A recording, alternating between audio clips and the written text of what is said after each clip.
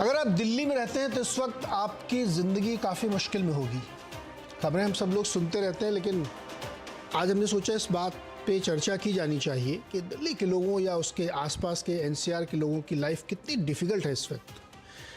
तस्वीरों में आप देख सकते हैं कि वहाँ की जो हवा है वो इतनी जहरीली हो चुकी है कि अगर आप 26 सिगरेट पिए दिन भर में तो उससे जितना नुकसान होगा वो दिल्ली में आप बिना सिगरेट पिए ले सकते हैं। AQI जो हवा के एक इंडेक्स है जिससे पता लगता है कि हवा कितनी जहरीली है, कितनी नुकसानदायक हो सकती है, वो आज दिन में 2 बजे जो उसका नंबर आया था वो 551 था। इस 551 का मतलब होता है कि बिल्कुल जानलेवा जहरीली हवा है। 300 AQI भी हैज़ार्डस होता है, उससे नीचे जब आप जाएंगे तो शायद प्योर एयर क्वालिटी होगी। तो इस वक्त दिल्ली में बहुत मुश्किल का दौर है। क्यों हो रहा है ऐसा? क्योंकि आसपास के राज्यों में पराली जलाई जा रही, खेतों में धान कटने के बाद जो बचता है, पैरा कहते हैं उसको उत्तर प्रदेश में कुछ इलाकों में, उसको जलाया जाता है। उससे जो प्रदूषण होता है, धुआं होता है, उसकी वजह से बहुत ज़्यादा दिक्कत हो रही है। लेकिन सिर्फ एक फैक्टर ये नहीं है, इसके अलावा भी बहुत सारे कारण हैं। गाड़ियाँ हैं वहाँ पे बहुत सारी, उसके धुएँ हैं, कंस्ट्रक्शन वर्क चलता है, इससे डस्ट बहुत होती है, वो एक बड़ा रीज़न है। तो ये सब मिला करके सालाना हर साल ये दिवाली के आसपास 1-1.5 महीने ये मुश्किल खड़ी होती है। इसको ठीक करने की तमाम कोशिशें राज्य सरकारों की तरफ से वायदे के तौर पे कही जाती हैं, लेकिन हुई कुछ नहीं आज तक। दिल्ली के लोगों के लिए इस मुश्किल पर आज हम चर्चा करेंगे कि ये क्यों नहीं ठीक हो रही है और इसके लिए जिम्मेदार कौन है। लेकिन पहले एक रिपोर्ट देखिए।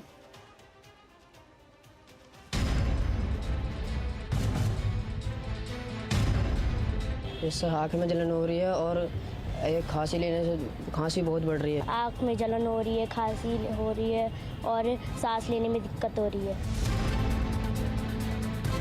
इसका कोई हल नहीं हो रहा है। आंखों में देखिए, सामने आपको देख रहा है, जलन सी हो रही है। सरकार इसके लिए कुछ नहीं कर रही।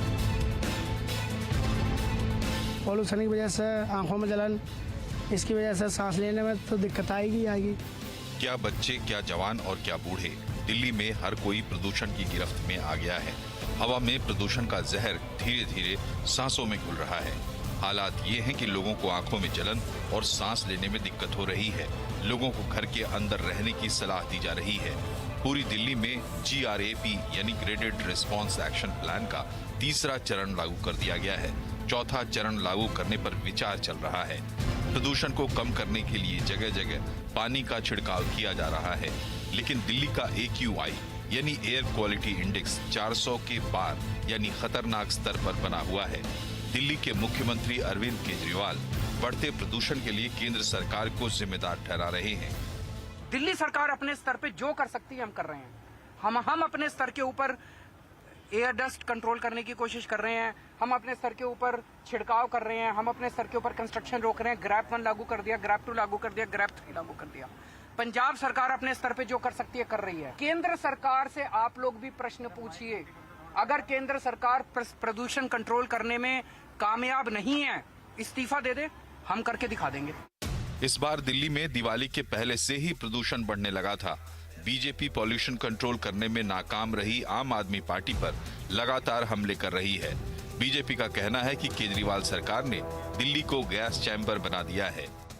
दिल्ली एक गैस चेंबर बन चुकी है। दिल्ली में एक हेल्थ इमरजेंसी अब शुरू हो चुकी है। हमारी जिंदगी, हमारी सांसें ये लेना मुश्किल हो चुका है, नामुमकिन हो चुका है। NCPCR की नोटिस भी चली गई है, परंतु केजरीवाल जी और आम आदमी पार्टी सरकार केवल प्रदूषित पॉलिटिक्स कर रहे हैं, पोल्यूटेड पॉलिटिक्स कर रहे हैं और दोषारोपण दूसरों पर कर रहे हैं और अपनी जिम्मेदारी का ठीकरा किसी और पर फोड़ रहे हैं। दिल्ली में बढ़ते प्रदूषण के लिए पंजाब में जलने वाली पराली को जिम्मेदार माना जा रहा है। पंजाब में 2021 के मुकाबले इस साल पराली जलाने की घटनाएं 19% बढ़ी हैं। पिछले 6 दिन में पराली जलाने की 13,000 से ज्यादा घटनाएं हो चुकी हैं। पर्यावरण मंत्री भूपेंद्र यादव के मुताबिक पिछले 5 सालों में केंद्र सरकार ने पंजाब को मशीनों के लिए 1347 करोड़ रुपए दिए। इससे 1,20,000 मशीनें खरीदी गईं, लेकिन इनमें से 11,275 मशीनें गायब हो गई हैं। बीजेपी कह रही है कि पंजाब में आपकी सरकार बनने से पहले केजरीवाल पराली पर ही ठीकरा फोड़ते थे, लेकिन अब पलट रहे हैं। कल तक तो यही पराली उनके टारगेट होती थी बहाना बनाने के लिए। अब जब वही पराली वाले पंजाब में वो जब सरकार में हैं, वो किसानों को पराली खरीद सकते थे अच्छे पैसे से, किसानों का भी फायदा होता। मैं समझता हूँ शायद दिल्ली अपने दुर्भाग्य को देख रही है अरविंद केजरीवाल जी को अपना मुख्यमंत्री बना के। किसान खेतों में पराली न जलाए, इसके लिए पंजाब सरकार ने किसानों को प्रति एकड़ 2500 रुपए देने की योजना बनाई थी, जिसका एक हिस्सा केंद्र को भी देना था, लेकिन केंद्र सरकार ने इसे ठुकरा दिया। अब पंजाब के सीएम भगवंत मान भी केंद्र सरकार पर हमला बोल रहे हैं। ਇਹ ਜਿਹੜੀ ਭਾਰਤੀ ਜਨਤਾ ਪਾਰਟੀ ਹੈ, ਸੈਂਟਰ ਸਰਕਾਰ ਹੈ, ਗੱਲ ਤੇ ਪੰਜਾਬ ਦੇ ਕਿਸਾਨਾਂ ਨੂੰ ਗਾਲਾਂ ਦੇਈ ਜਾਂਦੇ। ਪੰਜਾਬ ਦੇ ਕਿਸਾਨ ਆਏ, ਪੰਜਾਬ ਦੇ ਕਿਸਾਨ ਐਂ ਕਿਉਂ ਕਰਦੇ ਨੇ?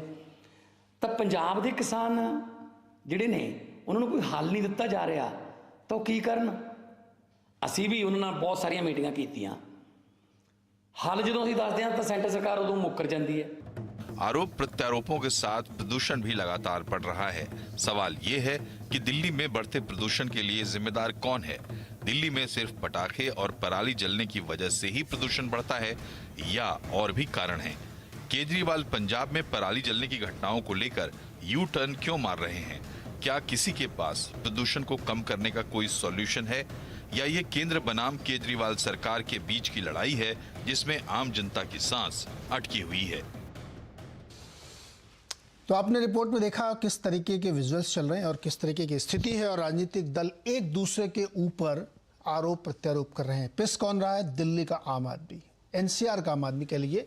और ये समस्या धीरे धीरे बहुत सारे शहरों में, पूरे उत्तर भारत की तरफ बढ़ी है। बहुत सारे शहरों में COP26 का नाम आप लोगों ने ज़रूर सुना होगा, नहीं सुना तो मैं बता देता हूँ कि दुनिया भर में ग्रीन की तरफ बढ़ने का एक प्रयास है, जिसमें पोल्यूशन कम करने, नेट कार्बन जीरो लाने की बातें चल रही हैं।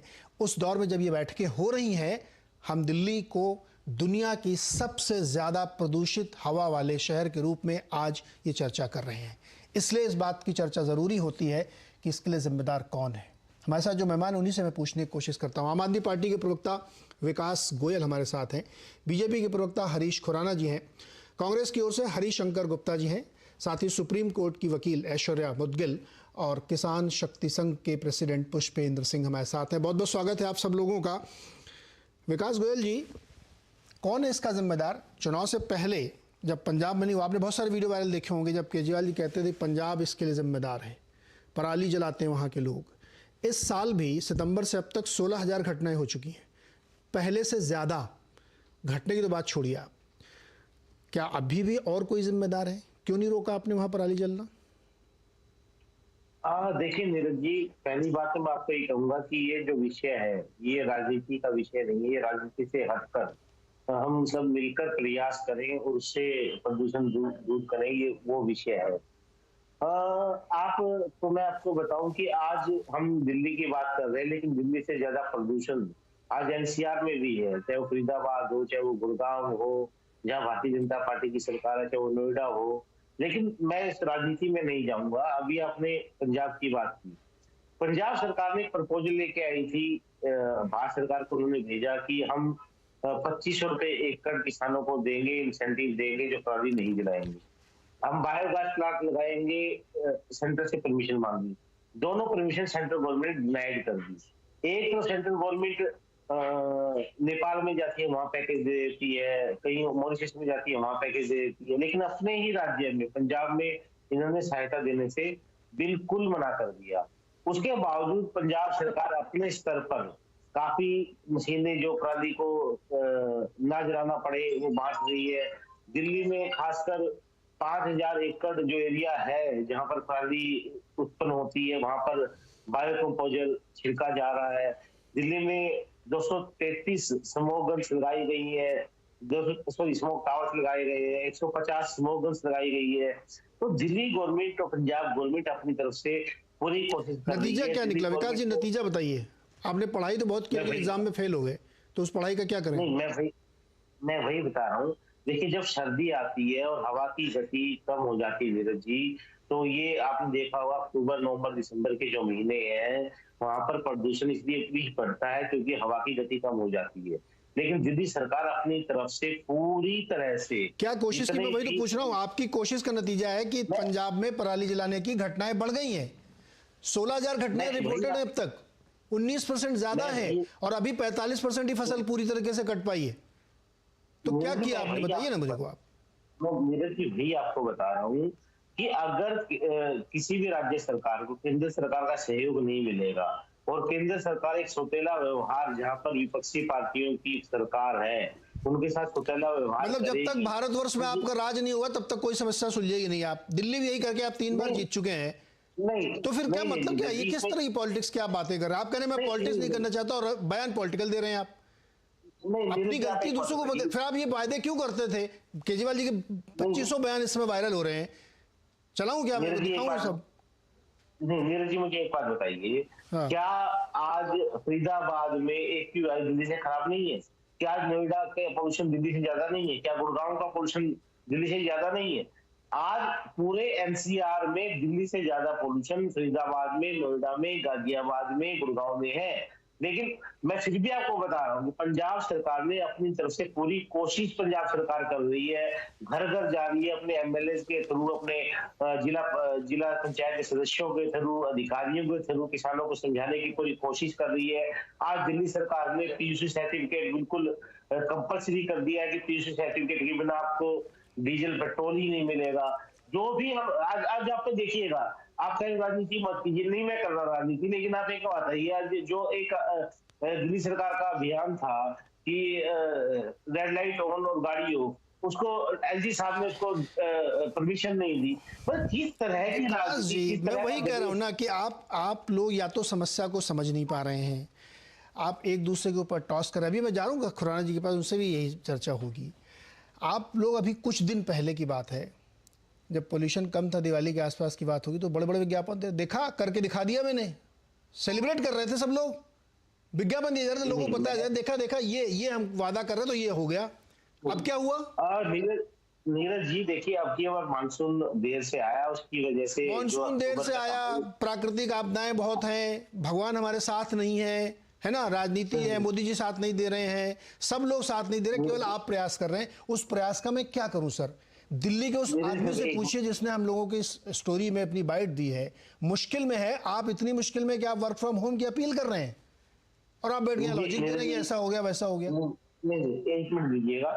दिवाली पे पोल्यूशन अब तक कम रहने का कारण है कि मानसून लेट से आया और अक्टूबर में भी हमारी हवा की गुणवत्ता बहुत अच्छी रही।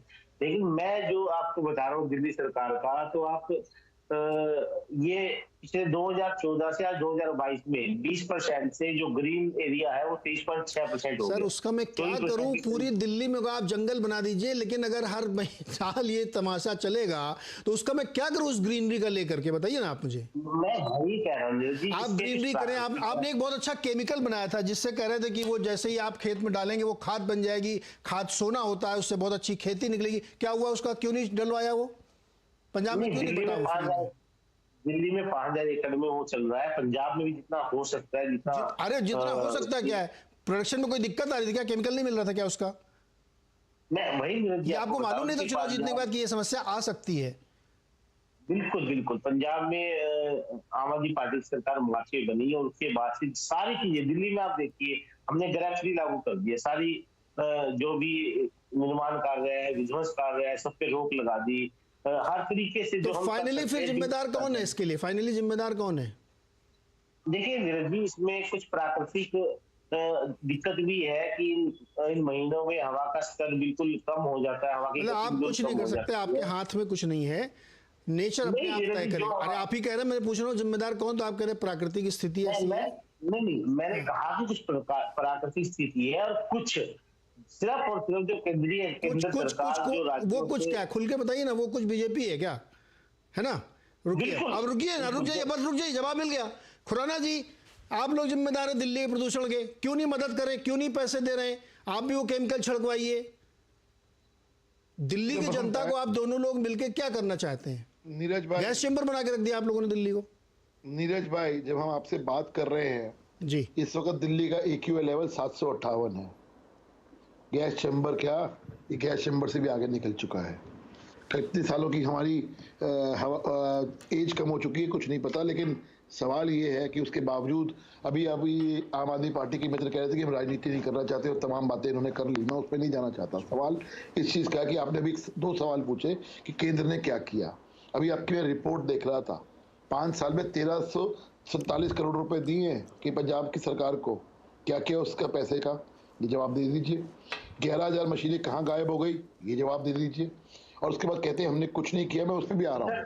दिल्ली के मैंने किसी के बीच में नहीं बोला। विकास जी, वन बाय वन प्लीज हम लोग इसमें उस तरह डिबेट नहीं करते। नहीं, मैंने किसी के यार ये क्या तरीका हुआ? विकास जी मैं अभी जब आपके पास आऊंगा तो आप प्रॉपर काउंटर दीजिएगा उनको। जो भी उन्होंने बोला सब आप काउंटर करिएगा, वन बाय वन प्लीज। तो इससे थोड़ा लोगों को समझ में आता क्या बातचीत हो रही। जी हरीश जी रखिए अपनी। तो अभी इन्होंने बातें करी कि केंद्र ने क्या दिया। दिल्ली के आज आप बैठे हो ना, दिल्ली मेरठ एक्सप्रेसवे पे जाइएगा, क्या होता है, अक्षरधाम मंदिर पहले ट्रैफिक जाम होता था, आज ट्रैफिक जाम नहीं होता। क्यों नहीं होता? कि केंद्र की सरकार ने वो हाईवे बनाया है। आप धौला कुआं हाईवे देख लीजिए, किसने बनाया? केंद्र ने बनाया। पोल्यूशन पे बताइए, हाईवे का मैं क्या करूं? पॉल्यूशन बता तो रहा हूँ, पॉल्यूशन क्यों कम नहीं हुआ? वहाँ ट्रैफिक की समस्या खत्म नहीं हो गई? उस पोल्यूशन तो बढ़ गया। ईस्टर्न वेस्टर्न, एक मिनट सुन लीजिए ना नीरज जी, मैंने आपने उनको बीच में नहीं रोका, मुझे पूरी बात तो कंप्लीट करने दीजिए ना। मैं उसके बाद आपकी सारी बात का जवाब दूंगा। ईस्टर्न वेस्टर्न पेरिफेरल बनाया, दिल्ली में 60,000 ट्रक नहीं आते। पॉल्यूशन उसकी वजह से केंद्र सरकार की मदद नहीं करी क्या? वो बनाया किसने बनाया? 300 बसें अभी दी है दिल्ली को, अभी 300 इलेक्ट्रॉनिक बसें दी है। किसने दी? केंद्र ने दी। सवाल इस चीज का नहीं है हमेशा दोषारोपण करना भगवान भरोसे दिल्ली है। आज इनके विकास गोयल जी के हिसाब से तो अब दिल्ली के हम भगवान भरोसे है ना कि कोई प्राकृतिक है इसलिए। लेकिन पिछले साल तक तो आप पंजाब सरकार को दोष देते थे कि पंजाब सरकार पराली के लिए कुछ नहीं कर रही, ये नहीं कर रही, वो नहीं कर रही। आज पराली के बारे में चुप है। पार्ट टाइम मुख्यमंत्री अरविंद केजरीवाल साहब है। पार्ट टाइम इसलिए बोलता हूं उनको क्योंकि वो दिल्ली के लिए समय नहीं है। आज पराली की वजह से दिल्ली स्मोक चैम्बर बनी हुई है। कितनी बार उन्होंने पंजाब की सरकार को बुला के बोला कि हाँ भाई आप ये अपने यहाँ पराली वालों को एक्शन लीजिए। सबसे ज्यादा जो घटनाएं आ रही हैं, कल 3,658 लोगों, वो कह रहे हैं केंद्र सरकार सहयोग नहीं कर रही है। अब सुन लीजिए, क्या सहयोग नहीं कर रही? 11,000 मशीनें कहाँ है? इनसे पूछिए ना, 11,000 मशीनें कहाँ है? जो मशीनें दी थी, जो मशीनें दी हैं, वो मशीनें कहाँ गायब हो गई? कहाँ खा गए?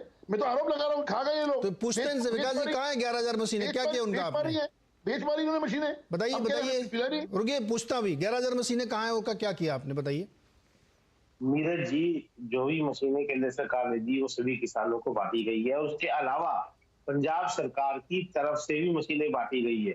मैं बार बार कह रहा हूँ कि जो 2,500 रुपए इंसेंटिव की स्कीम पंजाब सरकार ने दी, जिसमें 1,000 रुपए की पंजाब सरकार को देने थे, 1,500 रुपए केंद्र सरकार को देने थे, क्यों केंद्र सरकार ने इसको रिजेक्ट कर दिया? क्यों केंद्र सरकार ने बायो गैस बनाने के लिए इसको रिजेक्ट कर दिया? रुकिए विकास जी, पैसे क्यों नहीं दिया आपने? बताइए, चलिए आप भी जवाब दे दीजिए। नीरज जी एक मिनट, अभी तो 5 मिनट पहले अभी आपके विकास गोयल जी प्रवक्ता साहब कह रहे थे कि केंद्र ने कुछ नहीं दिया। अब कह रहे हमने सारी मशीनें बांट दी। अब अपने अरे वो पैसा भी मांग रहे हैं भाई, वो भी तो दीजिए। 1,000 रुपए मांग रहे हैं। कर रहे हैं। अच्छा, आप जो पैसे की बात कर रहे हो, 29 सितंबर को बैठक हुई और जिसमें भूपेंद्र यादव जी ने साफ कहा कि मुझे डिटेल प्लान दीजिए कि क्या क्या करना है, कितने पैसे चाहिए, क्या करना है, क्या नहीं करना। आज तक प्लान नहीं दिया, आज तक। तो उसके बाद कह रहे हैं कि हम आप गलत बोल रहे हैं। बिल्कुल 2,500 रुपए बोला गया, 1,500। ये नीरज जी, ये क्या तरीका हुआ? ये क्या तरीका हुआ? ठीक है, आप बोलिए। एक एक करके बोलिए भाई प्लीज। अभी तो आपने 2 मिनट पहले कहा हमने मशीनें, हमने कोई मदद नहीं करी, कुछ नहीं किया। अभी आप कह रहे हो कि हमने मशीनें बांटी हैं, केंद्र ने मशीनें दी है, तभी तो आपने बांटी। तो फिर आप कैसे, आप खुद ही कॉन्ट्रोडिक्ट कर रहे हो अपनी बातों को। जी रुकिए, रुक जाइए सर। अब आप दोनों लोग रुक जाइए। मुझे लगता है कि इसके जिम्मेदार हरिशंकर गुप्ता जी और उनकी पार्टी होगी, है ना गुप्ता जी? आप ही है ना जिम्मेदार इसके? लोग पल्ला झाड़ लिया अपना। क्या नीरज भाई, आप अच्छे मूड में आज लग रहा है मुझे। सब दिल्ली के लोगों के साथ मजाक हो रहा है और मैं एक सटायर भी ना कर सकूं।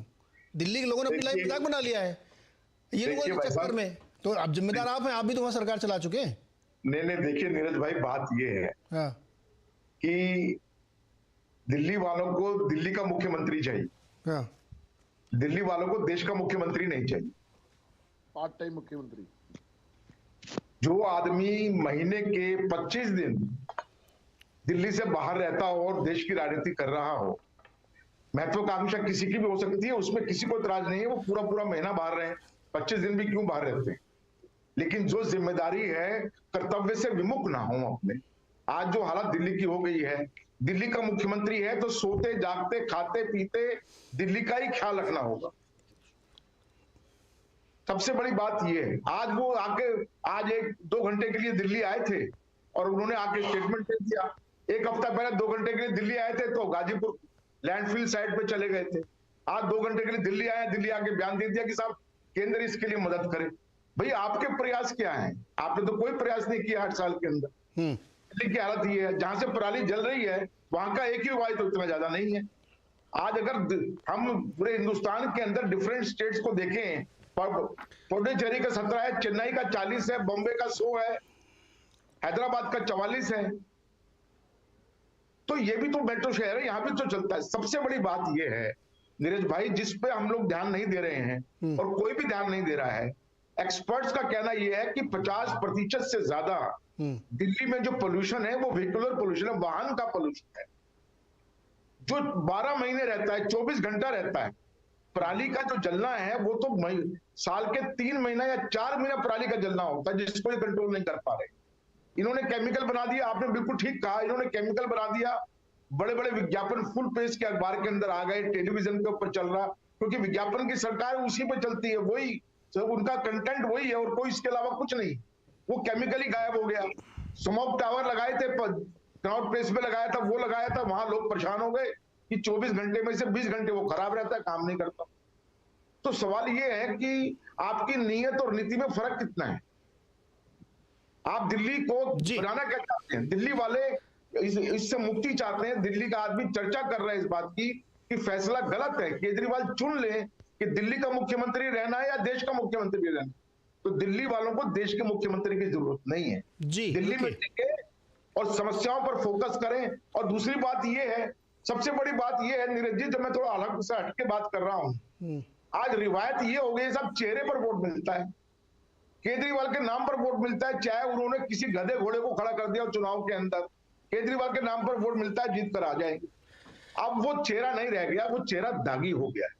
और दागी इसलिए समस्याएं इतनी ज्यादा हो गई है। देखिए सर, कौन किसकी सरकार है, कौन जीत रहा है, इससे हर्षंकर जी कौन जीत रहा है, किसकी सरकार है, कौन मुख्यमंत्री है, इससे बड़ा कंसर्न ये है कि ये एक सालाना समस्या बन गई है। अब तो रुकिए आप साहब थोड़ी देर, दो हमारे पास दिल्ली के शहरी हैं। गुप्ता जी रुकिए, विकास जी रुकिए ना भाई, उनकी तो सुन ले पहले, जो झेल रहे हैं। आप लोग तो झेल ही नहीं रहे, आपको तो मजे आ रहे हैं। 30 सेकंड लोग यहाँ आने से पहले ऐश्वर्या जी और पुष्पेन जी हैं जो इसको फेस कर रहे हैं, दिल्ली के आम शहरी हैं, बड़ी मुश्किल हो रही होगी। ऐश्वर्या जी आप रुकिएगा जरा। पुष्पेन जी, पराली क्यों जलाते हैं आप लोग? देखिए, बड़ी गंभीर बहस जो है नीरज जी ये हो रही है और बड़ा ही गंभीर मुद्दा है, और मैं इसके सारे पहलू आपके पास सामने रखूंगा तो आपको सारी चीज़ें स्पष्ट हो जाएंगी। मैं लगभग पिछले 4-5 साल से हर साल कई टेलीविज़न की बहस में बैठता हूँ, स्पष्ट करता हूँ, लेकिन किसी ने सुना नहीं कि इसकी क्या समस्या है, कैसे हल होगा। उसके बाद मैंने ये राष्ट्रीय अखबारों में 5-6 लेख, चाहे दैनिक जागरण हो, नवभारत टाइम्स हो, सब में लिखे कि शायद यहाँ से कोई सरकारी कर्मचारी पढ़ ले, उसके ऊपर भी कोई एक्शन नहीं है। इस समस्या की मूल में जो आप जाएंगे तो आप ये देखेंगे, तमाम आंकड़े आप पढ़ लीजिए, आज भी आंकड़ा आया है, लगभग औसतन 1 महीने के लिए, 4 महीने नहीं, 1 महीने के लिए 25% हिस्सा जो है वो पराली जलाने से, 75% स्थानीय कारणों से होता है। पहली बात तो है ये, बिल्कुल सही। लेकिन 25% भी पराली क्यों जले? 25% जो पराली जल रही है उसका मूल कारण ये है कि 10-12 साल पहले हरियाणा और पंजाब सरकार एक सबसॉइल वाटर कंजर्वेशन एक्ट लाई थी, जिसमें उन्होंने ये कहा कि भाई आप 31 मई तक जो पैडी यानी धान की रोपाई करते हैं, बुआई करते हैं, वो आप नहीं करेंगे, आप 15 जून 20 जून के बाद करेंगे। करेक्ट। क्यों? ताकि पानी नीचे का, गर्मी का मौसम होता है उस टाइम बचा रहे और वो बरसात के आसपास जाकर के जो है रोपाई हो, क्योंकि जुलाई में फिर बरसात आ जाती है। तो इसलिए वो लाए थे, उनकी मंशा ठीक थी, लेकिन उसकी वजह से पानी का कंजर्वेशन तो आप कर पाए, आपने एक हवा की समस्या खड़ी कर दी। उससे पहले क्या होता था, तो अब इस समस्या की वजह से क्या हो रहा है कि जब मैं डिले होकर के किसी फसल को बोऊंगा तो देर से तो उसको फिर डिले होकर के ही मुझे काटना पड़ेगा, और जब डिले होकर के मैं काटूंगा तो अगली फसल बोने के लिए मेरे पास जो 1-1.5 महीने का समय पहले होता था अब वो 15 दिन का, 20 दिन का, 3 हफ्ते का समय मेरे पास बचा है। अब आप ये मान लीजिए कि अगर मैं कल फरमान लागू कर दूं कि सारे लोग सुबह सारे दफ्तर 9 बजे खुलेंगे, तो चाहे कोई शहर हो, जाम लग जाएगा उसमें। पहले स्टैगर्ड मैनर में हम रोपाई शुरू कर देते थे 15-20 मई के बाद, और आराम से वो चलती थी 1-1.5 महीने। उसी हिसाब से जो है वो आगे कटाई के लिए आ जाती थी 15 अक्टूबर से 15 नवंबर के बीच में। तो मजदूर एक खेत को काट के दूसरे से तीसरे खेत में जाते रहते थे। इसका सॉल्यूशन हाथ से कटाई करना है, मशीन इसका सॉल्यूशन नहीं है। मशीन से भी पोल्यूशन ही होता है, वो भी डीजल से चलती हैं। बार बार मैं इस बात को कह चुका हूं। हाथ से काटा जाता है वेस्टर्न यूपी में भी, क्योंकि यहाँ सबसॉइल वाटर एक्ट कोई लागू नहीं है। हाथ से काटते हैं और उसको ऐसे मार करके जो है हाथ से उसको झाड़ लेते हैं, कोई पोल्यूशन दूसरे में नहीं होता। और जो उसकी वो बची स्ट्रॉ, उसका बहुत बढ़िया प्रयोग भूसे के रूप में पशुओं के चारे में, या जिसको पशु नहीं खाते हैं उसको बिछावन के रूप में सर्दियों में पशुओं के नीचे हम लोग बिछा देते हैं। ये हम करते हैं, और उसमें जो पशु ने खाया उसको रात में ही 24 घंटे में ही वो दूध में कन्वर्ट कर देगा, पशु पावर में कन्वर्ट कर देगा, या गोबर में कन्वर्ट कर देगा बहुत तेजी से। और जो नीचे बिछाया वो गोबर और उसके मूत्र में जमा होकर के कूड़ी पे डाल देते हैं, उसका खाद बन जाता है, उसमें कोई पोल्यूशन नहीं है। ये सिंपल सॉल्यूशन था। आप लोगों ने क्या किया, जबरदस्ती पहले तो इसको डिले करो, चलो मान लिया। तो अब जो विंडो मेरे पास कम बची है, तो उसमें मेरे को मजदूर उपलब्ध नहीं हो पाते, या इतने महंगे हो जाते हैं कि मैं अफोर्ड नहीं कर पाता। तो अच्छा पुष्पेंद्र जी, ये बताइए कि जब ये सॉल्यूशन दिया है, इतनी इजी चीज आप बता रहे हैं, तो इसको ये क्यों नहीं लागू करती सरकारें? हाँ, मैं वही बताने जा रहा हूं। जब मेरे पास अगली फसल बोने के लिए टाइम नहीं है, मैं किसान हूं मान लो, तो मुझे लग रहा है मजदूर मिला नहीं, और मशीन तो ऊपर से किसान वाले तो मैं समझ गया सर, किसान मशीन मुझे लगानी है कटाई। पुष्पेंद्र जी, किसान वाली तो उसी पे आ रहा हूं ना, उसी पे आ रहा हूं मैं। सरकारों की ये बात इतनी समझ में नहीं आ रही है कि अगर आप मैकेनाइज कर देंगे एग्रीकल्चर को, तो ऊपर से काट के आप ले गए, वो बीच में स्टॉक खड़ी हुई है, उसको आपको जलाना ही पड़ेगा, वरना खेत खाली कैसे करेंगे? और किसान के पास इतना टाइम नहीं है कि वो उसको जाके जुताई करके उसको सड़ाए और खाद बनाए। बिल्कुल बिल्कुल, ये जो सड़ाने वाली बात ये अरविंद केजरीवाल जी ने कहा हम छिड़क देंगे और वो हो जाएगा, उसमें भी 3-4 हफ्ते का समय लगता है। सबसे फास्टेस्ट कन्वर्जन इसका एक ही है, पशु का पेट। पशु ने खाया, अगले दिन दूध दे दिया, या गोबर हो गया, या उसको पशु पावर में इस्तेमाल हो गया। उस कन्वर्जन को नहीं कर रहे, तो हाथ से कटाई के लिए मजदूर मेरे को महंगे मिल रहे हैं। ठीक है, मैं लास्ट लाइन ये कहना चाहता हूं, उसके लिए जो है, जो इन्होंने 2500 रुपए प्रति एकड़ की बात कही थी, 2500 रुपए प्रति एकड़ आप दे दो, मजदूर हाथ से काट जाएंगे। महंगे मजदूर चाहे बिहार से मंगाने पड़े, चाहे कहीं से मंगाने पड़े, आदमी अफोर्ड कर लेगा। कल ही ये आंकड़ा आया था, जो मैं फाइनेंशियल एक्सप्रेस में पढ़ रहा था, कि जो महंगाई दर है वो 7-8% पहुंच गई है, और 8% रूरल एरिया में पहुंच गई है। तो जब हमारे पास मजदूर उपलब्ध हैं, कुछ महंगे पड़ेंगे वो, तो इसके अलावा अल्टरनेट क्या है? आप वही उससे ज्यादा कॉस्ट, कई गुना कॉस्ट प्रदूषण के रूप में दे रहे हो, अपना स्वास्थ्य खराब करके दे रहे हो। और जब मैं उसको जला देता हूं तो इसका सारे कोई पॉलिटिकल फायदा है क्या? Nitrogen, phosphorus. अरे पुष्पेंद्र जी, इसका कोई राजनीतिक लाभ है क्या, जो आप इतना बता रहे हो? फायदा है इसका कोई राजनीतिक? नहीं है क्या? नहीं, राजनीतिक लाभ तो यही है, मैं जो बता रहा हूं आपको। आर्थिक लाभ है इसका सबसे बड़ा। तो अरे आर्थिक नहीं सर, वोट में कन्वर्ट होगा कि नहीं, ये बताओ आप। फैसले हमको उसी में करने हैं, आप भी समझ रहे हो सर? देखिए, वोट की बात तो जहां तक ये है कि अगर इनकी केजरीवाल जी की समझ में आ जाए और ये कहें कि भाई मैंने प्रदूषण दूर कर दिया, तो निश्चित रूप से इनको वोट मिलेंगे। दूर किया था अभी दिवाली पहले, एकदम हवा साफ कर दी थी इन्होंने, लेकिन अभी पूरी दिल्ली की हवा खराब है। ऐश्वर्या जी के पास चलता हूँ। ऐश्वर्या जी, आप तो दिल्ली में रहती भी हैं, कैसे जाती हैं आजकल कोर्ट आप? बड़ा मुश्किल होता होगा। मेट्रो से, ज्यादातर तो मेट्रो से ही लोग जाते हैं, पर कभी कभार ऐसा भी होता है आसपास कहीं जाने के लिए हम टैक्सी ले लेते हैं या अपनी कार से चले जाते हैं। तो मेरे ख्याल से एक नागरिक के तौर पर ये सरकारी गतिरोध और एक पार्टी का दूसरे पर उंगली उठाना मेरे लिए महत्वपूर्ण नहीं है। मेरे लिए सबसे अधिक महत्वपूर्ण है कि बिना बीमार पड़े हम बाहर जा सके, बिना खांसे सांस ले सके, हमारे बच्चे स्वस्थ रह सके, जो कि मुझे होता नजर नहीं आ रहा है। प्रदूषण की समस्या नई नहीं है, काफी समय से चली आ रही है, और ऐसे में ये सोचना कि सरकारें इस समस्या से अपरिचित हैं, ये सही नहीं होगा। समय समय पर दिल्ली सरकार ने स्टॉप गैप अरेंजमेंट भी लागू किए हैं दिल्ली प्रदेश में, पहले ऑड इवन, फिर पटाखों पर रोक, अब कंस्ट्रक्शन पर रोक। लेकिन इसके बावजूद कभी भी किसी भी सरकार ने समस्या को जड़ से हटाने का कोई प्रयास नहीं किया। दिल्ली की एक संस्था है, centre for science and environment, जिसने अपनी रिपोर्ट में प्रदूषण के कई कारण बताए हैं, जिसमें सबसे अधिक बड़ा कारण है गाड़ियों और अन्य मोटर व्हीकल से निकलने वाला धुआं। ऐसे में नीरज जी ये देखना महत्वपूर्ण होगा कि दिल्ली सरकार ने अब तक क्या कदम उठाए हैं इस प्रदूषण से निपटने के लिए। दिल्ली की अधिकतर जनता, जैसे कि मैंने शुरू में बताया, या तो मेट्रो से या अपनी गाड़ी या टैक्सी का उपयोग करती है। आज तक दिल्ली में कुछ 150 इलेक्ट्रिक बसें हैं जो तब केंद्र सरकार की एक स्कीम के तहत दिल्ली को मिली हैं। इसके अलावा दिल्ली सरकार ने ऑड इवन स्कीम की घोषणा करी थी 2016 से 19 के बीच, जिसे खुद सुप्रीम कोर्ट ने एक हाफ बेक्ड सॉल्यूशन बताया था। सेंट्रल पोल्यूशन कंट्रोल बोर्ड के डेटा के अनुसार ऑड इवन स्कीम से प्रदूषण भी कम नहीं हुआ। और मैं बताना चाहूंगी नीरज जी की एक ऐसी स्कीम थी जिसमें खुद दिल्ली सरकार की कोई जिम्मेदारी नहीं थी। ये दिल्ली सरकार ने नागरिकों को एक असुविधाजनक स्थिति में डाल दिया था, जुर्माने के नाम पे पैसा भी कमाया था और अपना पल्ला झाड़ लिया था। और आम आदमी पार्टी की अपनी जिम्मेदारियों से पल्ला झाड़ना नया नहीं है। आज हवा में प्रदूषण का सबसे अधिक योगदान तकरीबन 26% पराली जलाने के धुएं से हुआ है। 2021 तक आम आदमी पार्टी पंजाब और हरियाणा में जलाने वाली पराली को जिम्मेदार ठहराती थी और उनकी सरकारों पे आरोप लगाती थी कि इन्होंने सही से काम नहीं किया। अब जब आम आदमी पार्टी की सत्ता पंजाब में है तो वो केंद्र सरकार पे आरोप लगा रहे हैं। हरियाणा और यूपी की सरकारों को टास्क फोर्स गठित करने को कह रहे हैं। पंजाब की तुलना में हरियाणा में इस बार पराली कम जलाई गई। क्यों? क्योंकि खट्टर सरकार ने कदम उठाए हैं। उन्होंने मशीन, फूसा, डिकम्पोजर का उपयोग किया है। पंजाब की आप सरकार ने कोई कदम नहीं उठाए। आज भी पंजाब का किसान ना मशीन का उपयोग करना चाहता है और ना ही बायो डिकम्पोजर्स का। जैसे कि पुष्पेंद्र जी ने कहा, Punjab preservation of subsoil water act बहुत बड़ा कारण है प्रदूषण का। इस अधिनियम को पंजाब के भूजल की कमी से निपट लिए, लेकिन प्रदूषण की दिक्कत और हो गई हमारे लिए।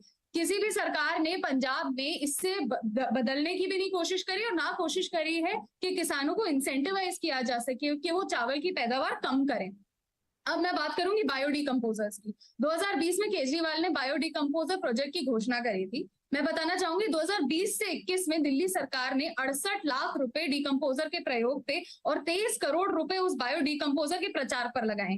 2021 से 22 के बीच 46 लाख रुपए डिकम्पोजर के प्रयोग पे और 7 करोड़ रुपए उस बायो डिकम्पोजर के प्रचार पर लग गए। पंजाब सरकार के अनुसार पंजाब के किसान बायो डिकम्पोजर्स का उपयोग ही नहीं करना चाहते, पर ऐसी कोई समस्या कहीं और किसी ना हरियाणा में ना यूपी में। फिर आता है दिल्ली सरकार का स्मोक टावर, जिसे स्थापित करने में सरकार ने खर्चा किया 19 करोड़ और 5.5 करोड़ खर्च हुए उसके प्रचार में। अब तक स्मोक टावर 2 जगह स्थापित हुई है। मेरे ख्याल में सिर्फ आम आदमी पार्टी को हालत सुधारने हैं, क्योंकि वो दिल्ली में भी है और पंजाब में भी, और वो होंगे अगर वो कोशिश करें समस्या से निपटने की, बजाय के आरोप लगाएं और हम टैक्स भरने वालों का पैसा विज्ञापन में खर्चा करें। बताइए विकास जी, विज्ञापन ज्यादा काम कम? देखिए नीरज जी, आज जितने पैनलिस्ट बैठे हैं, बड़े वरिष्ठ पैनलिस्ट बैठे हैं, खासकर हरीश जी बड़े वरिष्ठ हैं। हरिशंकर गुप्ता जी मेरी विधानसभा से आते हैं, मैं उनकी बड़ी इज्जत करता हूँ। मैं सच में उनसे कुछ ना कुछ सीखने की कोशिश करता हूँ हमेशा। लेकिन आज दिक्कत क्या है, अभी बात हो रही है दिल्ली की। आज नीरज जी अभी आप फोन उठाइए, अभी हरीश जी ने कहा कि 700 कुछ AQ आई है। अभी आप फोन पे नेट पे चेक कर लीजिए, गूगल कर लीजिए, 400 कुछ आ रहा है। तो देखिए इसी एक इलाके में होगी सर। आप तो मतलब समस्या, इतनी बड़ी समस्या का आप ये बता रहे हैं कि वो 700 क्या वो किसी एक इलाके में हो सकती है, जफराबाद में ऐसा हो जहाँ वो बैठे हो, आप मुझे नहीं पता, इलाके अलग होता है जी। दूध की राजनीति नहीं होनी चाहिए, पहली बात। दूसरी बात नीरज जी, जब से दिल्ली सरकार में 2014 से बनी है, हमने हर कोशिश की है कि प्रदूषण को कम किया जा सके। और मैं अभी भी कह रहा हूँ दिल्ली से ज्यादा प्रदूषण फरीदाबाद में, गुड़गांव में, नोएडा में है। लेकिन उस बात में ना जाते हुए आज इन्होंने कहा कि इलेक्ट्रॉनिक व्हीकल, आज दिल्ली ने अरविंद केजरीवाल जी ने इलेक्ट्रॉनिक व्हीकल पॉलिसी को पूरी तरह से। विकास जी एक मिनट, क्विक फायर ने सुनिए ना, अभी सब गोल ज्ञान की बातें नहीं। आप मुझे बताइए दिल्ली में DTC की कितनी बसें हैं कुल, सब मिला के, हर प्रकार के डीजल व्हीकल फ्यूल से चलने वाली कितनी बसें हैं टोटल? देखिए आज दिल्ली में अगर टोटल 3,500 बसें चल रही है, उसमें से इलेक्ट्रिक कितनी है? 1000 बसें ज्यादा इलेक्ट्रिक बसें चल रही हैं। और उसके बाद जो इलेक्ट्रिक व्हीकल कोई खरीदता है तो उस पर सब्सिडी अलग से मिल रही है। कितने लोगों ने दिल्ली में इलेक्ट्रिक व्हीकल खरीदा है और कितने ऑटो इलेक्ट्रिक के चले हैं? काफी नहीं, नंबर बताइए सर। 8 साल, कितने साल से आपकी सरकार चल रही वहां पे, आप अभी तक अपने फ्लीट को इलेक्ट्रीफाई नहीं कर पाए हैं। नीरज जी देखिए, पिछले 2 साल से इलेक्ट्रिक व्हीकल पॉलिसी को हमने बहुत अच्छे से प्रमोट किया है और लाखों की संख्या में, चाहे वो ऑटो चाहे वो गाड़ियां हो, वो बड़े अच्छे से वो चल रही है। अभी हमारी जो वकील साहिबा बैठी है वो बड़ी सीनियर है, उन्होंने कहा। भाई साहब एक मिनट, 8 साल में आप 30% बता रहे हैं कि 3,500 में 1000 गाड़ी बसें। मैं आपके अगर आपके फिगर को सही मान लूं तो अभी आपको और चाहिए 15-20 साल, जब सारी गाड़ियां आप कन्वर्ट कर पाएंगे। कितना समय चाहिए आपको इलेक्ट्रीफाई करने के लिए? कितने ऑटो हैं दिल्ली में जो इलेक्ट्रिक से चलते हैं? एक दो साल में आप देखोगे कि दिल्ली की सड़कों पे सिर्फ आपको इलेक्ट्रिक व्हीकल ही दिखेंगे, ना कि आपको डीजल वो दिखेंगे। अभी हमारी वरिष्ठ जो वकील है बैठे पैनल में, उन्होंने कहा कि हरियाणा में बहुत आपके अपराधी कम जल्दी। तो आज मैं आपके चैनल पे अभी बता रहा हूँ, आप गूगल करके देखिए, सबसे ज्यादा पोल्यूशन तो हरियाणा के शहरों में है, सबसे ज्यादा पोल्यूशन गुड़गांव में, सबसे ज्यादा पोल्यूशन फरीदाबाद में है। देखिए ये जो समस्या है, इस पे अगर हम राजनीति करेंगे तो कितनी भी लंबी बहस कर सकते हैं, लेकिन इसको अगर हम मिलजुल कर विकास जी रुकिए, आरोप प्रत्यारोप लग रहे हैं। हरीश जी रुको ना एक मिनट, पहले ऐश्वर्या जी आपके ऊपर आरोप लगा कि आप गलत डेटा दे रही हैं, आप बताइए फटाफट, छोटे में 30 सेकंड में आपका आरोप। हरीश जी मैंने कहा कि हरियाणा में पोल्यूशन ज्यादा है। और दूसरा नीरज जी देखिए, आज केंद्र सरकार को, अरे विकास जी केंद्र और राज्य में मत फंसाइए, मुझे क्लीन एयर चाहिए दिल्ली में। नहीं मुझे कोई मतलब नहीं, केंद्र सरकार करे, राज्य सरकार करे, आप यूनाइटेड नेशन से मदद लेके करो, कैसे भी करो, घर से निकाल के पैसे लगाओ, आई डोंट केयर। मेरा सिर्फ कंसर्न ये है कि दिल्ली में ठीक हवा होनी चाहिए, प्रदूषण कम होना चाहिए। आप एक दूसरे में बॉल टॉस कर रहे हो, हरीश जी आपको कह रहे हो, आप उनको कह रहे हो, गुप्ता जी आप दोनों को कह रहे हैं, पुष्पेंद्र जी सोल्यूशन दे रहे हो, कोई सुन नहीं रहा है। जी मुझे 30 सेकंड दीजिए। आप एक बात आइए, प्रधानमंत्री नरेंद्र मोदी जी मॉरिशस में जाते हैं, नेपाल में जाते हैं, आप सॉल्व कीजिए ना, आप दोनों लोगों को सरकारें दी गई हैं। एक मिनट विकास जी, चुनी हुई दोनों सरकारें हैं, जनता ने चुन के बनाई, आप लोग बैठ के सॉल्व करिए। आप जनता से कंप्लेंट नहीं कर सकते कि आप देखिए मेरी वो सुन नहीं रहे। आप सरकार में आप बात करेंगे ना, पुष्पेंद्र जी थोड़ी जाएंगे बात करने के लिए, आप लोगों को बात करनी है कि क्यों प्रॉब्लम सॉल्व हो रही है। हर साल सालाना जलसा टाइप का हो गया ये। मैंने इस साल थोड़ा लेट किया शो, वरना मैं दिल्ली के आसपास साल में एक शो जरूर करता हूं, और मैं कहता हूं कि हमारा एनुअल शो है, पराली जलाओ, फिर कुछ नहीं हो तो दिवाली पटाखे बंद कर दो, उससे प्रदूषण कम हो जाएगा।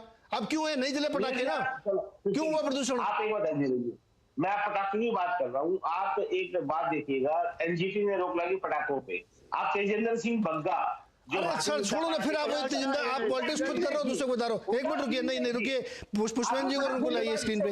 ऐश्वर्या जी बताइए आप, और पुष्पेंद्र जी आप बताइए, आप लोग झेल रहे हैं और आप बताया जा रहा है कि तेजिंदर सिंह बग्गा और केजरीवाल जी और बीजेपी और खुराना जी और गुप्ता जी नहीं कर रहे ठीक। नीरज जी हरीश जी रुकिए आप, सर आप भी उसी में शामिल है, आप भी रुकिए पहले एक मिनट, डाटा दे रहा हूँ ना मैं, डेटा मैं लूंगा आपसे, पहले आम आदमी की बात सुन लेना। पुष्पेंद्र जी और ऐश्वर्या जी को स्क्रीन पे लाइए, बताइए, थोड़े थोड़े रखिए 30-30 सेकंड में। ये लोग कह रहे हैं कि कुछ हो ही नहीं सकता जी। हाँ ऐश्वर्या जी बोलिए।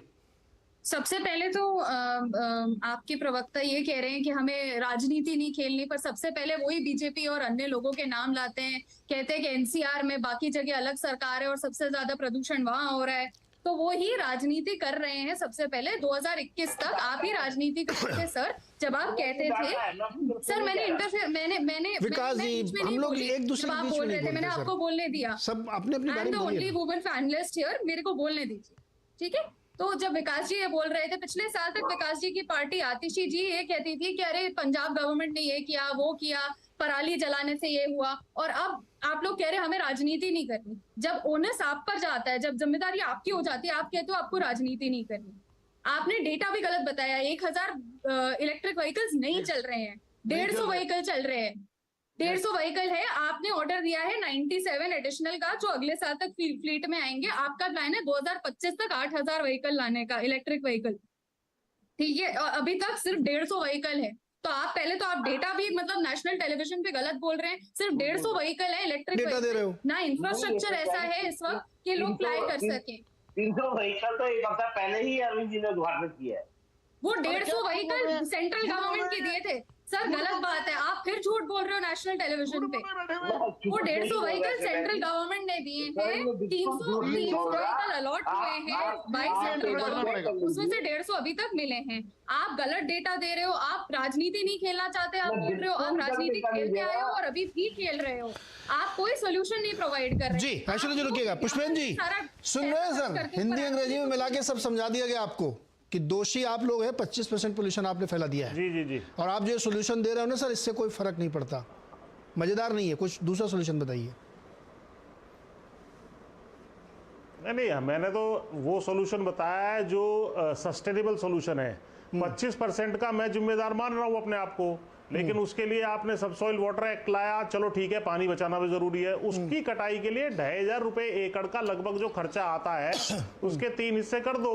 एक हिस्सा पंजाब सरकार, एक हिस्सा केंद्र सरकार, एक हिस्सा दिल्ली सरकार दे दे, तो कोई दिक्कत नहीं होगी, वो सोल्यूशन हो जाएगा। अब आते हैं दिल्ली पे। दिल्ली के जो 75% है, भाई आप ये समझ लीजिए कि अगर इसका सोल्यूशन आप नहीं करते हैं तो आप जहरीली गैसों से स्वास्थ्य के रूप में, और वहाँ जो हम पराली जला रहे हैं उसकी वजह से जो फर्टिलाइजर उड़ जाता, फर्टिलाइजर के कुछ कंपोनेंट्स NP नाइट्रोजन वगैरह उड़ जाती है, उसको और ज्यादा इस्तेमाल करना पड़ता है। उससे आपका जो है इंपोर्ट फर्टिलाइजर का बढ़ता है। आज ही खबर आ रही है कि जो है 1 लाख करोड़ की जगह वो लगभग 2.25 लाख करोड़ रुपए होने वाली सब्सिडी, तो वो सब्सिडी आपकी जेब से ही जाएगी। डॉक्टर का बिल आपकी जेब से जाएगा। पर्यटक आता है सर्दियों में, वो कम आ जाएगा, कम होगा, देश की बदनामी होगी, इन्वेस्टमेंट पे फर्क पड़ेगा। तो ये सारी चीजों का एक ही हल है कि 2,500 रुपए तो दो पहले किसान को। अब आइए दिल्ली में जो 75% जहां हो रहा है, दिल्ली में 3 महीने अक्टूबर, नवंबर, दिसंबर के लिए जो मेट्रो के किराए हैं उनको आप 50% करिए, और मेट्रो के जो 6 डब्बे और 8 डब्बे की ट्रेन है उनमें 2-2 डब्बे और जोड़िए, कोई दिक्कत नहीं होगी। और जो बाकी आपकी बसें हैं उन बसों को उनको बढ़ाने का काम करिए, क्योंकि ये व्हीकल का पोल्यूशन ज्यादा है इसमें 50%। आज ही इंडियन एक्सप्रेस में आंकड़ा आया हुआ है। तो जब तक आप दिल्ली को कंट्रोल नहीं करेंगे, पिछले 20-25 सालों में कई बार स्टैब्लिश हो चुकी है। पुष्पेंद्र जी, मुझे ब्रेक लेना है। 20-25 साल, 30 साल जब मैं दिल्ली में रहता था 98-99 में, तब भी ये बात इस्टेब्लिश थी कि यहाँ पे वेहिकुलर पोल्यूशन ज़्यादा है। तीनों मेट्रोज से ज़्यादा पोल्यूशन गाड़ियाँ वहाँ पे रजिस्ट्रेशन में हैं। फिर वन फाइन डे एक फैसला हुआ, मैं ख्याल में उस समय कांग्रेस की सरकार ही रही होगी, जिन्होंने तय किया कि अब CNG होगा। तो फिर वहाँ पे DTC का CNG करण शुरू हुआ, बहुत तेज़ी से काम हुआ। उसके लिए डेफिनेटली क्रेडिट जाना चाहिए उनको। सुप्रीम कोर्ट का ऑर्डर था वो। हाँ, लेकिन इंप्लीमेंट किया ना। अरे सर एक मिनट, फिर देखिए बीच में मत बोलिए। सुप्रीम कोर्ट 20 बार ऑर्डर दे चुका है कि दिल्ली में पोल्यूशन खत्म करो, लेकिन कोई करता नहीं है। एक आदमी ने किया, उसको इंप्लीमेंट किया, तो कम से कम क्रेडिट देने दीजिए ना सर। कुछ तो किसी ने किया। नीरज जी नाम ले दीजिए, किसको जाना चाहिए? अरे बोल तो दिया महाराजा, और कुछ तरह बोले आप ही लोगों ने किया था उस समय। नहीं साहब बोल दीजिए ना, जरा दोबारा बोल दीजिए। आपकी इजाजत तो कुछ बोलूं नीरज जी, क्या तरीका हुआ है? मैं ब्रेक के बाद देखिए, एक बहुत तगड़ी इच्छा शक्ति की जरूरत है दिल्ली में कि आप एक फाइन डे तय करिए कि मुझे कल से ये करना है तो करना है, वरना खाली बयानबाजी से कुछ नहीं होगा। हरीश जी, मैं आ रहा हूं आप ही के पास। छोटा सा एक ब्रेक है, छोटा सा एक ब्रेक, आ रहा हूं तुरंत।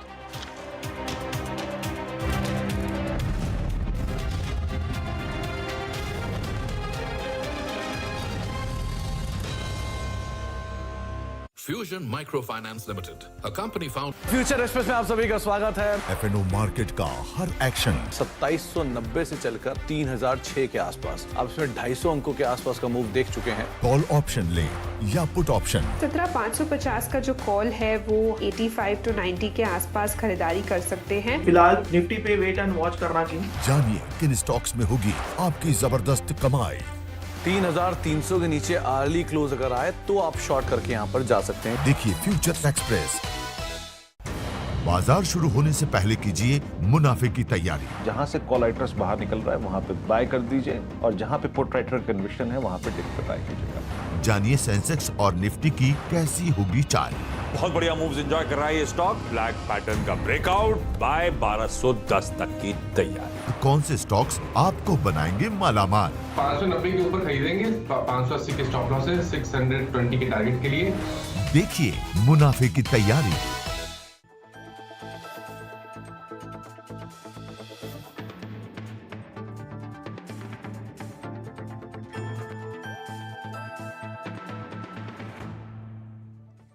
टैक्स बचाने का हो टेंशन, या फिर पेचीदे टैक्स नियमों की उलझन, अटका हुआ रिफंड या मुश्किल में फंसा हो आपका रिटर्न।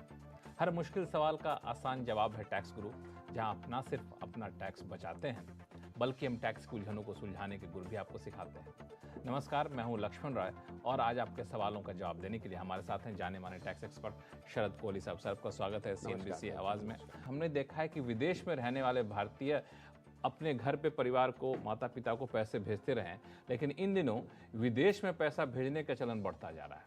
अगर रिजर्व बैंक के आंकड़ों को देखें तो पिछले 8 साल में बाहर भेजे जाने वाली रकम में करीब 280% से भी ज्यादा की बढ़ोतरी हुई है। अब सवाल उठता है कि जो लोग बाहर पैसा भेजते हैं क्या उनको भी टैक्स देना पड़ता है? कोहली साहब, सवाल जायज है कि नहीं? बिल्कुल जायज है। और लक्ष्मण, पैसा लिबरलाइज रेमिट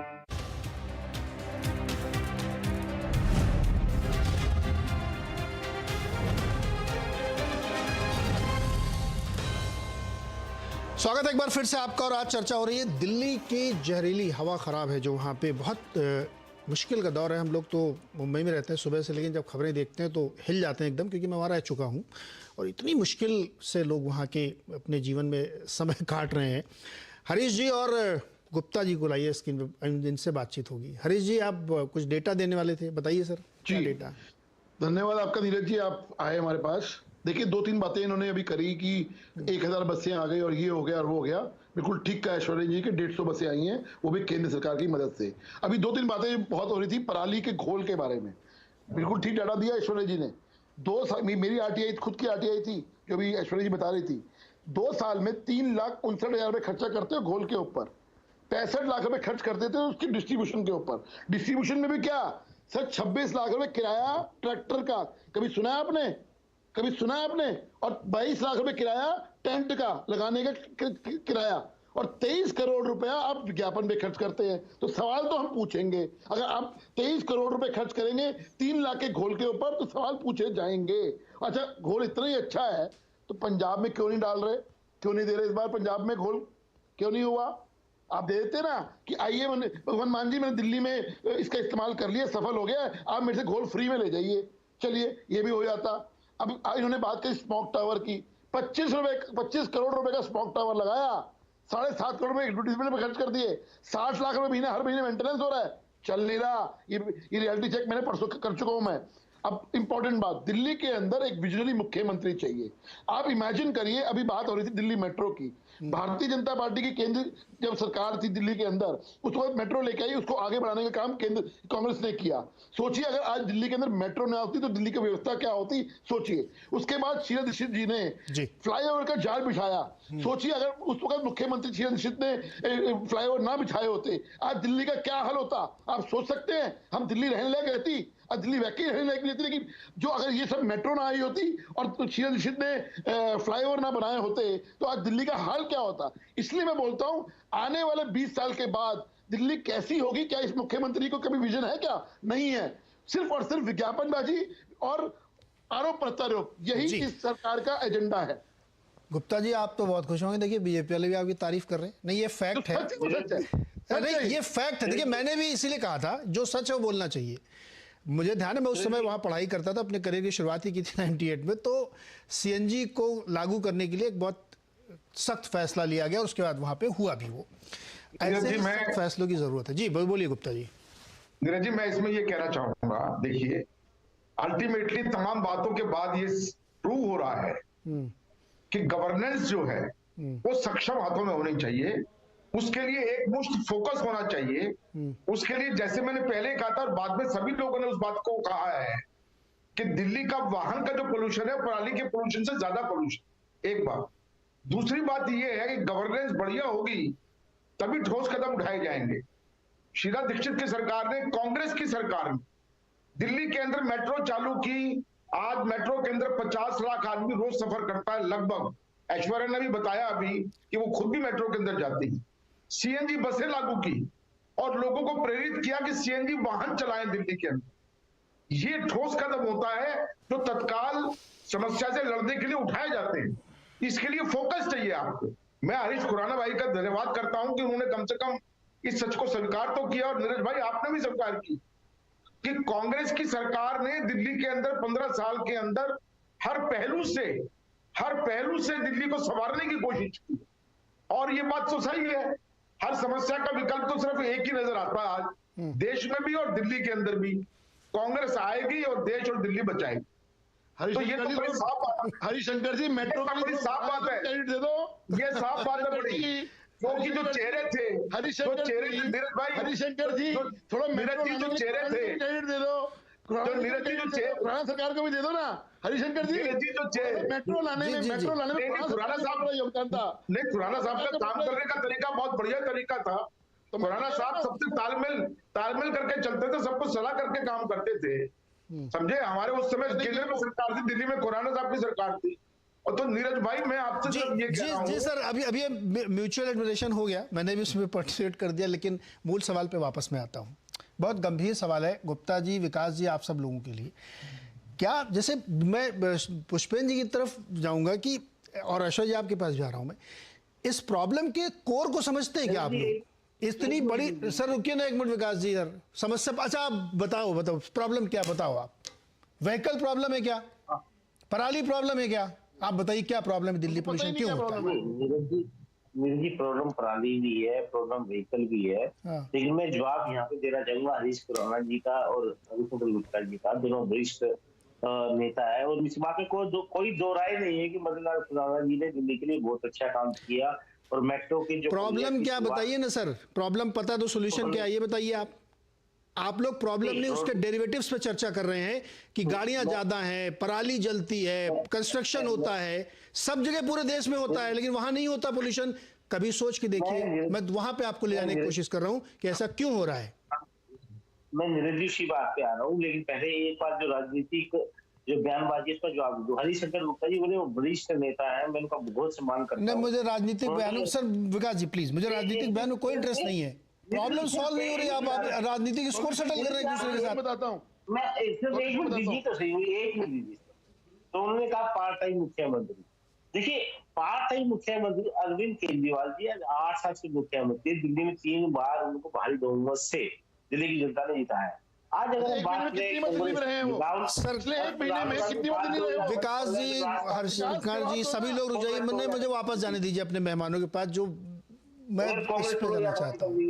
पुष्पेंद्र जी ने, अरे रुक जाइए सर, एक मिनट रुक जाइए, देश की जनता सुन रही है और आपकी इस बात में उसका कोई दिलचस्पी नहीं है कि कौन पार्ट टाइम है कौन फुल टाइम है। पार्ट टाइम है वो फुल टाइम प्रॉब्लम हो गई सर। पुष्पेंद्र जी बता रहे हैं आपको कि कहां समस्या, उसको हल करने की तरफ बढ़ना चाहिए। मैं उसी तरफ ले जाना चाहता हूं कि एटलीस्ट प्रॉब्लम रिकॉग्नाइज करके ठीक करें।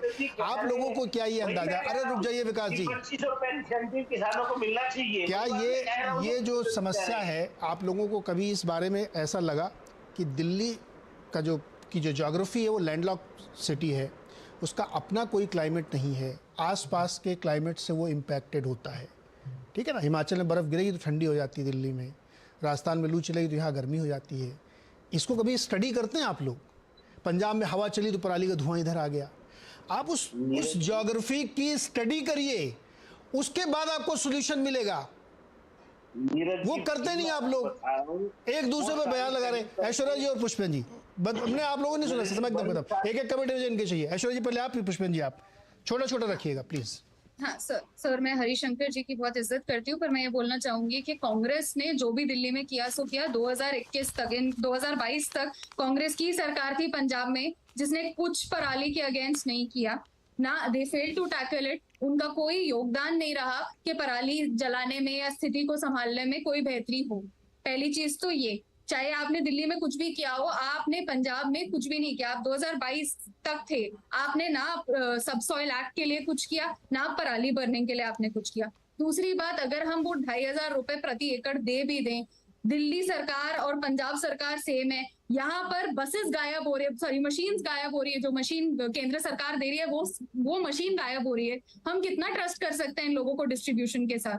तो मेरे तो सबसे बड़े ये सवाल है। आम आदमी पार्टी की दिक्कत हमेशा से ही रही है, इसने मेरा साथ नहीं दिया, उसने मेरा साथ नहीं दिया। अभी भी इनके प्रवक्ता सॉल्यूशन की बजाय हमें प्रॉब्लम्स बता रहे हैं। इनसे एक भी सॉल्यूशन नहीं आया, इन्होंने एक भी जवाब नहीं दिया हमें कि कैसे हैंडल करें या अब क्या करेंगे। ये बस हमें बता रहे ये प्रॉब्लम है, इसने ये किया, उसने ये किया, अभी तक कुछ नहीं बताया।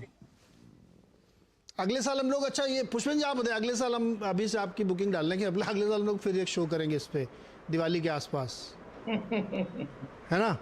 आप आइएगा जरूर।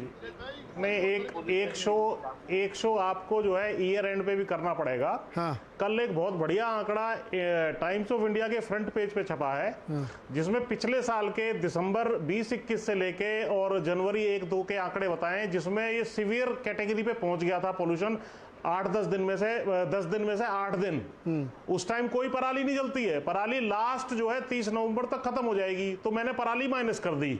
आप एक शो जरूर करिए, उस टाइम फिर होगा। ये मेन कारण दिल्ली के ज्यादा हैं। दिल्ली के जो मैंने आपको बताए, मेट्रो का अगर जो कंट्रीब्यूशन है, देखिए खुराना साहब हो, साहिब सिंह वर्मा साहब हो, या बाकी सरकारें हो, या ये देखो सब सरकारों ने कुछ ना कुछ किया है। हम ये कहते हैं किसी ने कुछ नहीं किया, ऐसा भी ठीक नहीं है। लेकिन क्योंकि दिल्ली में इतने ज्यादा वाहन हैं, उनको अगर आप पब्लिक ट्रांसपोर्ट पे शिफ्ट नहीं करोगे, जब तक जैसे मेट्रो है, मेट्रो का किराया बेतहाशा बढ़ा हुआ है। अगर थोड़ी बहुत सब्सिडी दोनों दे दें, केंद्र सरकार और दिल्ली सरकार मिलके, तो बहुत बड़ी शिफ्ट जो है मेट्रो की तरफ हो जाएगी। क्या तकलीफ है उसमें? क्लीन एनर्जी है वो, कोई दिक्कत नहीं होगी। इसी प्रकार से अन्य चीजें भी हैं, जैसे मैंने 2,500 रुपए की बात कही। आप एक शॉर्ट मैच्योरिंग वेराइटीज भी जो पंजाब यूनिवर्सिटी वगैरह ने लगाई है, उसका भी एक वो हो सकता है कि भाई वो जो 120 दिन में मैच्योर होना है, वो 105 दिन में, 110 दिन में मैच्योर यदि हो जाएगी, तो उससे भी क्या जल्दी फसल काटने में जाएगी। और स्ट्रिक्टली हाथ से काटना होगा।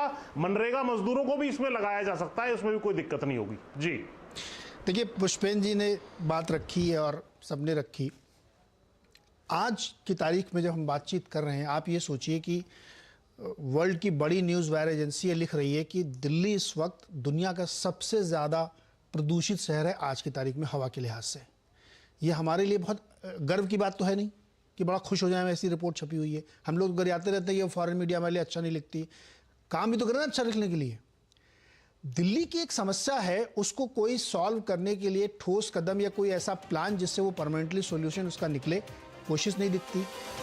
8 साल हो गए, अभी तक आप अपनी फ्लीट को इलेक्ट्रीफाई नहीं कर पाए। आप वहाँ जो ऑटो चलते हैं उनको नहीं चेंज कर पाए हैं। कितना समय चाहिए? क्या 50-50 साल चाहिए क्या एक शहर में ये सब काम करने के लिए? ये तो मतलब एक अजीब तरीका हो गया कि आप करते 100 गाड़ी आपके आई, 150 आई, 300 आई, मैं 1000 मान लेता हूँ, तब भी 8 साल में आपने 1000 गाड़ियाँ सिर्फ की हैं। 3500 की फ्लीट है वहाँ पे। कितने साल और चाहिए आपको? तो ये सोचने वाली बात है। और दिल्ली की जो स्थिति है, जो लोग हैं, जो यहाँ से तस्वीरें दिखती हैं, वो बहुत गंभीर है। मुझे लगता है इस पर राजनीति के बजाय राजनीतिक दलों को बैठ के सोचना चाहिए कि अच्छा, मुझे एक बात और अजीब लगती है, वो खुद भी वहीं रहते हैं, खुद भी उसी जहरीली हवा का मजा ले रहे हैं, फिर भी नहीं सुधर रहे हैं। तो इसके आगे हम क्या कहें? हम तो मुंबई में रहते हैं। बहुत बहुत शुक्रिया हमारे साथ जुड़ने के लिए।